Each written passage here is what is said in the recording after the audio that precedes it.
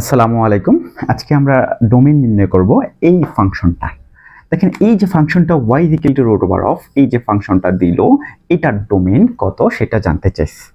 তো এখন দেখেন আমরা জানি যে কোনো বাস্তব সংখ্যার মানে যদি কোনো ফাংশনের রুট আকারে কোনো কিছু থাকে, এই রুটের ভিতরে কি কোনো নেগেটিভ ভ্যালু থাকতে পারে? রুটের ভিতরে কিন্তু নেগেটিভ ভ্যালু থাকে না। রুটের ভিতরে 0 হইলে রুট 0 মানে 0 হইতে পারে, তার মানে 0 থাকতে পারে, কিন্তু নেগেটিভ ভ্যালু থাকে না। তার মানে আমাদের কি হবে, আমাদের এই যে মানটা, ঠিক আছে, এই যে মানটা রুটের ভিতরের যে ভ্যালুটা, আমাদের এই রুটের যে ভিতরের যে ভ্যালুটা, এই মানটা কত হবে? -16 মানটা অবশ্যই 0 থেকে বড়, মানে পজিটিভ হবে প্রথমত। কিন্তু 0 কি হইতে পারে? অবশ্যই, তার মানে গ্রেটার দেন অর ইকুয়াল 0, মানে ইকুয়াল হইতে পারে, 0 সমানও হইতে পারে বা 0 চেয়ে বড়, বাট নেগেটিভ হবে না। নেগেটিভ হইলে এটা হবে না, তার মানে এটা নেগেটিভ ছাড়া অন্য যে কিছু হবে। তো এখন আমরা এটাকে কি লিখতে পারি? x + 4 × x - 4 লিখতে পারি না? x - 4 less greater than or equal 0। একবার আমরা দেখেন, আমরা আগে কিন্তু এরকম ম্যাথ করি নাই যে ধরেন x + 4 × x - 4 আছে, জাস্ট ইজ ইকুয়াল টু 0 আছে। তো আমরা কি করতাম, হয় x এর মান 0 অথবা এটার মান 0 অথবা এটা 0, কারণ দুইটার গুণফল 0 আছে। দুইটার গুণফল যদি 0 হয়, তাহলে এটা কখনো কি পসিবল যদি একটা 0 না হয়? তাহলে আমরা কি করতাম, হয় এটা 0 লিখতাম অথবা এটা 0 লিখতাম, ঠিক আছে, অথবা আমরা এটা 0 লিখতাম। তার মানে আমরা এখান থেকে x এর মান -4 পাইতাম, এখান থেকে x এর মান 4 পাইতাম। এখন দুইটার গুণ করে 0 থেকে বড় হবে, তার মানে অবশ্যই কোনোটার মান 0 না।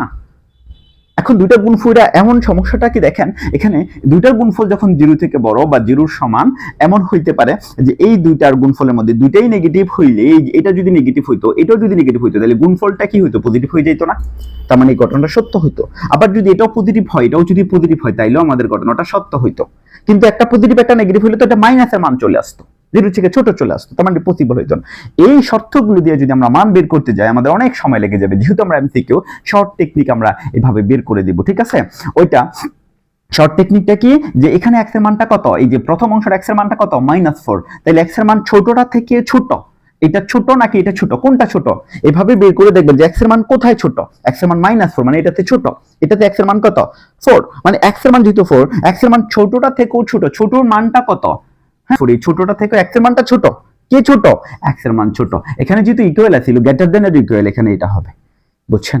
অথবা এইটাকে বা এমনও হইতে পারে x এর মান বড়টা থেকে বড়, বড়টা কত ছিল? 4, এই বড়টা থেকেও বড়, জাস্ট এখানে যেহেতু ইকুয়াল ছিল, এটা হচ্ছে ইকুয়াল। তাহলে এইভাবে আপনি শর্টকাটলি এভাবে লিখে ফেলতে পারেন যে যখনই দুইটার মান গুণফলটা, দুইটার গুণফলটা 0 সমান বা এটা যদি ইকুয়ালটা না থাকতো, আমি এখানে ইকুয়াল গুলো দিতাম না, ঠিক আছে। তার মানে দুইটার গুণফলের মান 0 থেকে বড় বা 0 সমান হইলে, তাইলে x এর মান ছোটটা থেকেও ছোট হবে, বা অথবা মানে এটা কিন্তু ইউনিয়ন, ঠিক আছে, এটা মনে রাখবেন, অথবা বা ঠিক আছে, x এর মান বড়টা থেকেও বড় হবে, x এর মান ছোটটা থেকেও ছোট। আমরা এইভাবে মানগুলো বের করে নেব। x এর মান -4, এখানে x এর মান 4, কোনটা ছোট? -4 টা ছোট। কোনটা বড়? 4 টা বড়। তাহলে ছোটটা থেকেও x এর মান ছোট হবে, বড়টা থেকেও বড় হবে। তাইলে আমরা এটা সমাধান। বাট এখানে অপশনে কি আমাদের এটা আছে? না, এই অপশনে এখানে ঝামেলা করে দিছে, অপশনে এটা থাকতে পারতো। তো আমি যদি এই জায়গাটারে একটু অ্যানালাইজ করে দেখাই, x এর মান -4, আমি যদি -4 বিন্দুটা ধরলাম, এখানে ধরলাম, এটা একটা গ্রাফ, যে -4 বিন্দুটা হচ্ছে এখানে। এখন দেখেন -4 এর সমান, মানে -4টা আছে না নাই? অবশ্যই -4টা আছে। এর থেকেও x এর মানটা কি ছোট নাকি বড়? অবশ্যই -4 থেকে ছোট, তার মানে এই পাশের না। এই পাশে কত পর্যন্ত? অবশ্যই ইনফিনিটি পর্যন্ত।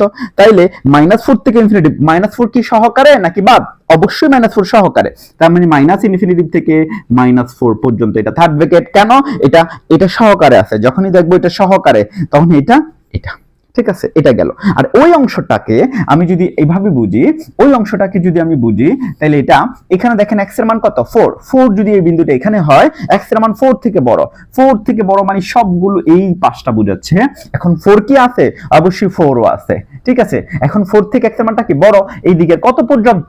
ইনফিনিটি পর্যন্ত। তাহলে আমরা এই জায়গাটাকে লিখতে পারি কি 4 থেকে ইনফিনিটি পর্যন্ত, 4 থেকে ইনফিনিটি পর্যন্ত।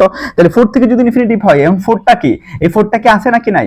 অবশ্যই 4টাও আছে। তার মানে ইনফিনিটি সব সময় ফার্স্ট ব্র্যাকেট, -ইনফিনিটি প্লাস ইনফিনিটির ক্ষেত্রে এটা ফার্স্ট ব্র্যাকেট। তাহলে আমাদের যে রেজাল্টটা হচ্ছে যে এখানে এটা দেখলাম কত, এটা হচ্ছে 4 থেকে ইনফিনিটি, আর এটা হচ্ছে -ইনফিনিটি থেকে -4। এখন এই দুটার মধ্যে কি ছিল? বা, তার মানে ইউনিয়ন হবে। ঠিক আছে, তার মানে ইউনিয়ন হবে। তাহলে আমাদের সর্বশেষ যে রেজাল্টটা পাইছি -∞ থেকে -4 এটা সহকারে, তারপরে ছিল ইউনিয়ন জাস্ট কত ছিল 4 থেকে ইনফিনিটি পর্যন্ত। ঠিক আছে, এটা কিন্তু থার্ড ব্র্যাকেট, দুইটাই থার্ড ব্র্যাকেট। এখানে এটা ইন্টারসেকশন আর সেটা বাদ, সকল রিয়েল নাম্বারের জন্য এটা সত্য না। আর এখানে এটা দুইটাই ফার্স্ট ব্র্যাকেট দিছে, তার মানে এটাও ভুল। তার মানে আমাদের সঠিক উত্তর এটা। ঠিক আছে, তার মানে আমরা এই জাতীয় সমস্যার যদি সমাধান করি তাহলে আমরা এইভাবে শর্টকাট ওয়েতে আমরা অ্যাপ্লাই করতে পারি। জাস্ট আমার হয়তো সময় লাগছে, আপনি যদি পরীক্ষার হলে দ্রুত করে ফেলেন, যেমন আমি যদি এটাকে করি, আমি তো ডিরেক্ট লিখবো x + 4 × x - 4। ঠিক আছে, এই মানটা কি হবে, যেহেতু এটার ভিতরে আছে 0 থেকে বড়, তার মানে ছোটটা থেকে বড়, ছোটটা থেকে ছোট হবে, ছোটটা থেকে ছোট, বড়টা থেকে বড়। ঠিক আছে, বড়টা থেকে বড়।